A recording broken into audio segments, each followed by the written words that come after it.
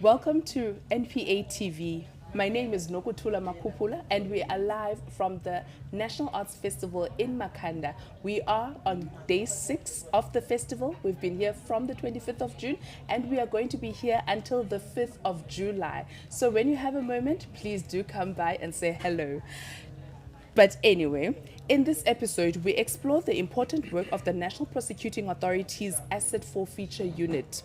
Criminals are often motivated by financial gain, and one of the most effective ways to combat organized crime is by ensuring that crime does not pay. Today, we unpack how the Asset Forfeiture Unit uses the law to preserve and recover assets linked to criminal activity, the difference between civil forfeiture and criminal confiscation, and what happens to assets once they have been forfeited. Today, we are joined by our very own regional head of the Asset Forfeiture Unit, Dr. Chris Ndzengu. Dr. Chris Ndzengu, welcome. Good day. Nice to have me. Doc, before we get anywhere, I understand that you are Dr. Chris Ndzengu. Is this your first name? Is this, please just get into it before we go into it. I did a PhD on asset recovery, comparing asset recovery in Canada, South Africa, and New Zealand. Okay. And from that, I obtained a doctorate from the University of Port Elizabeth. Then, clock that. All right, good Doc. Just briefly, what is asset forfeiture? What is the Asset Forfeiture Unit rather, and what is its mandate within the National Prosecuting Authority? the number of business units in the NPA, and asset forfeiture is one of them. And as much as prosecutors will prosecute crime, and organized crime will have its own prosecutors following the Criminal Procedure Act, we, within the NPA, we deal with asset recovery using civil action and application proceedings. All right, Doc. People often hear the word forfeiture and assume that it's the same as other asset recovery processes. What is the difference between the AFU's civil forfeiture process and the criminal forfeiture following conviction? Section 35 of the Criminal Procedure Act deals with the old notion of forfeiting proceeds of unlawful activities as well as instrumentalities. It was underutilized. And that's the reason why then in the Prevention of Organized Crime Act, there are 2 chapters and a fully fledged unit is there to implement and enforce those provisions. So that's asset forfeiture from Criminal Procedure Act, bigger and in a bigger version than what it was then in POCA. Okay.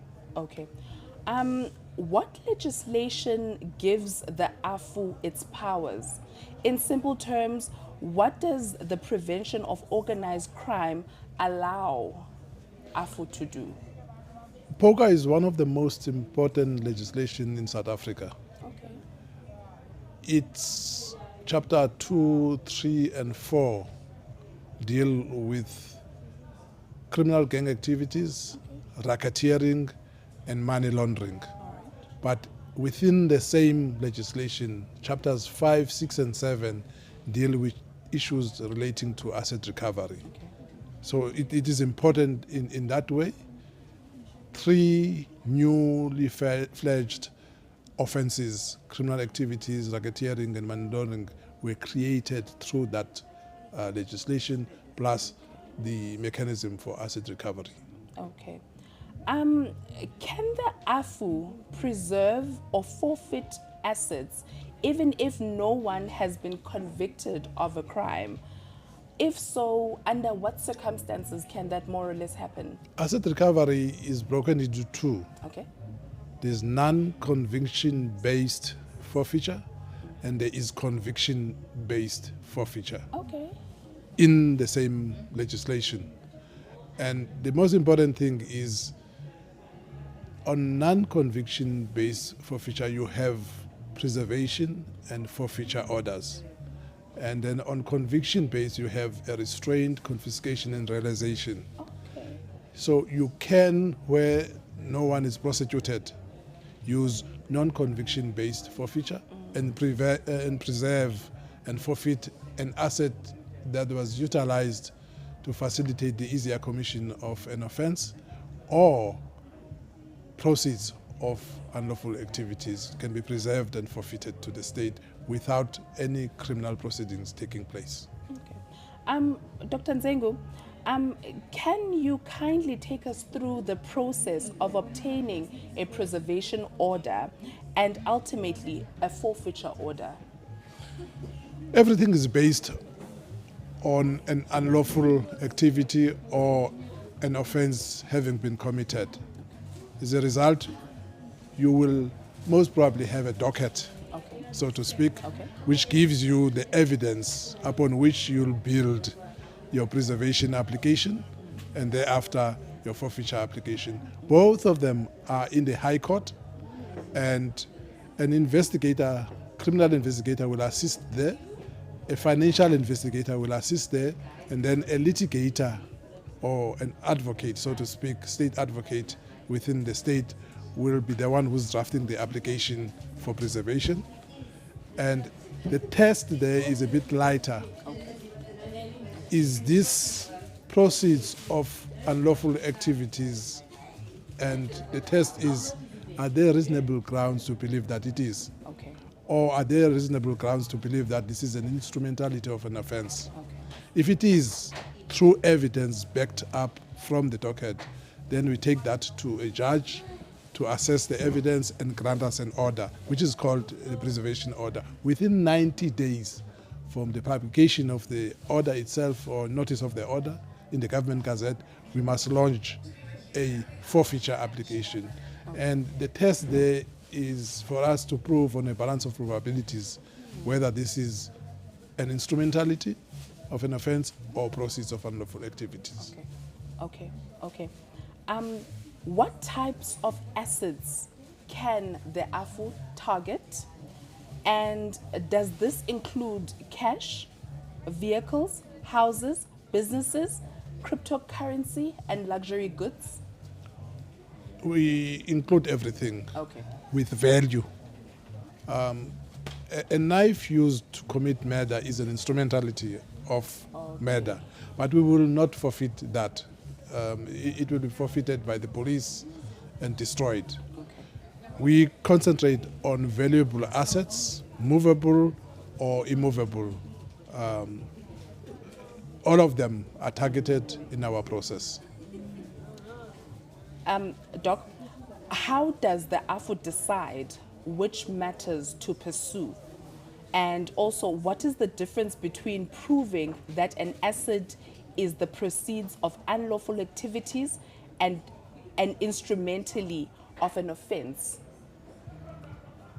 If you steal money and buy a car, that car is proceeds of theft. Okay. If you use a vehicle to facilitate the easier transportation of drugs, that car or that vehicle is then an instrumentality to us.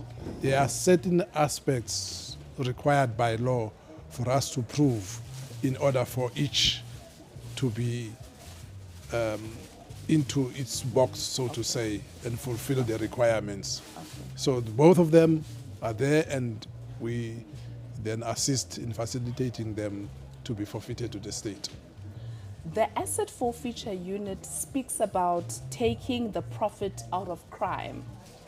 How does depriving criminals of their illicit gains help combat serious and organized crime?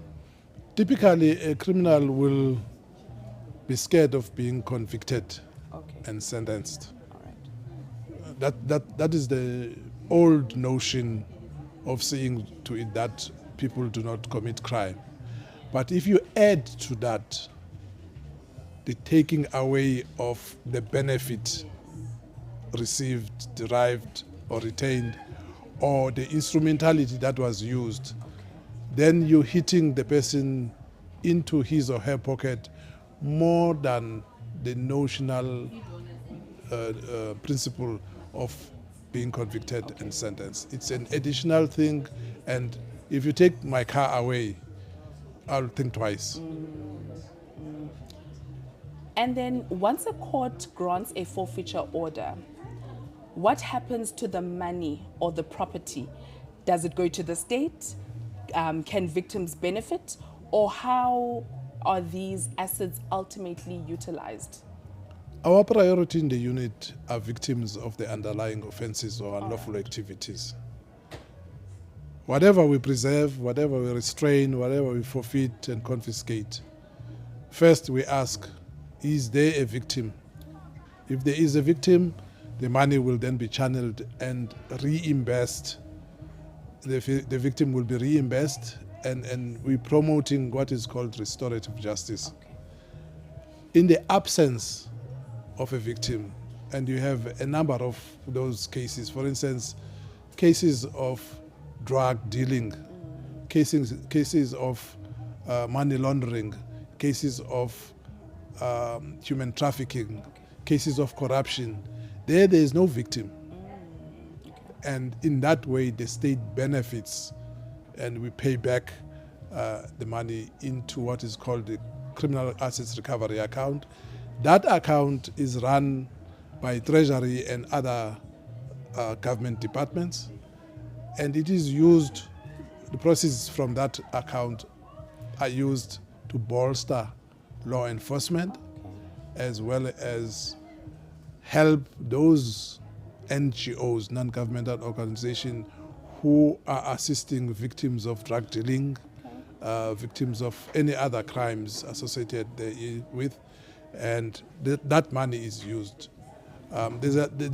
Annually, CARO, which is the unit that administrates those funds, distribute and allocate the funds from CARA to various government departments and to various NGOs. I think that's a very important aspect of it, that this money is then taken and then it is reinvested into something more positive than what it was initially taken from. I always say, and use the word, instead of reinvested, we recycle criminal money and put it to best use. Okay. And lastly, Doc, the Asset Forfeiture Unit obtained a restraint of 75 million rands and a preservation order of 7 million in the University of Fort Hare corruption case. In brief, how was this possible?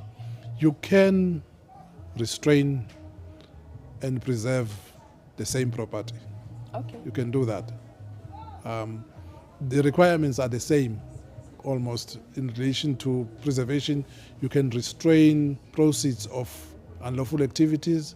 You can preserve the same proceeds of unlawful activities. In the Fort Hare matter, we know that it was corruption, fraud and theft, and a number of individuals benefited, but there were direct proceeds of crime, money siphoned from the university and used to acquire tangible assets like houses. We used preservation application and order to freeze all those assets which were acquired directly from money emanating from the university. Then the second aspect, we then restrained assets to the value of 75 million in relation to how corruption, fraud and theft took place there, and individuals benefiting, but we couldn't pinpoint out where they used the money. As a result, we simply restrained both illegitimately acquired assets as well as legitimately acquired assets from them. Individually. There are about 34 accused there, and we're now waiting for the criminal process to take its course up to the level of conviction, and thereafter we will then invoke what we call confiscation, and ultimately sell through realization all the frozen assets in order to settle the confiscation amount the court convicting the accused will grant us. Hopefully, when we speak again later on, we will have answers to how that matter went, and the convictions, if any, etc., etc. But from NPA TV, Doc, thank you kindly for coming down to the cold Makanda. Thank you for your wealth of knowledge. Thank you, Doc. It's a pleasure. Thank you. And to our viewers at home, watching from NPA TV or from our Facebook page, thank you for watching, and we are live at the National Arts Festival in Makanda. We've been here from the 25th. We are here until the 5th of July. Please do come say hello. Come and inquire if you've got any questions that you'd like to ask a prosecutor, ask a court preparation officer, or ask about any open opportunities. Anyway, we are signing out. NPA TV, subscribe and like our pages.